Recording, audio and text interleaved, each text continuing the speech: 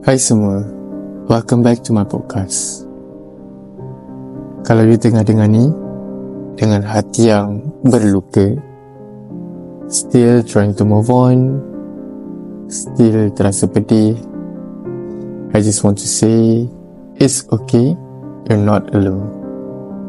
Hari ni saya nak cakap pasal satu benda yang semua orang pernah rasa tapi susah nak cerita. That is broken heart. Ada satu masa dalam hidup saya pernah sayang seseorang. Bukan biasa-biasa sayang.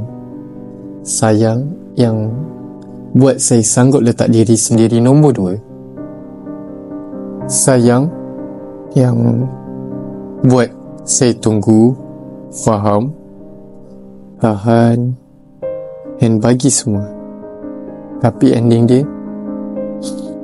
dia pergi tanpa explanation yang proper, just gone. Time tu saya rasa macam, kenapa? Apa kurangnya aku? Apa salah aku? I blame myself. Saya salahkan diri sendiri. Saya rasa tak cukup. Saya rasa kosong. Tapi hari demi hari saya belajar satu benda. Sayang tak semestinya kena dibalas.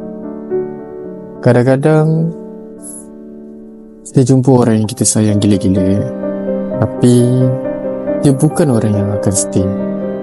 Dia cuma lalu untuk ajar kita tentang batas, tentang red flags, tentang nilai diri. And you know what's crazy? Hati kita still boleh sayang walaupun kita tahu kita patut dilepaskan. And that's not weak. That's human. Kalau hari ni you masih ingat dia, masih terbayang senyuman dia, jangan marah diri sendiri. It means hati you pernah ikhlas. Dan bukan benda yang patut dimalukan. But remember, orang yang betul takkan buat you rasa tak cukup.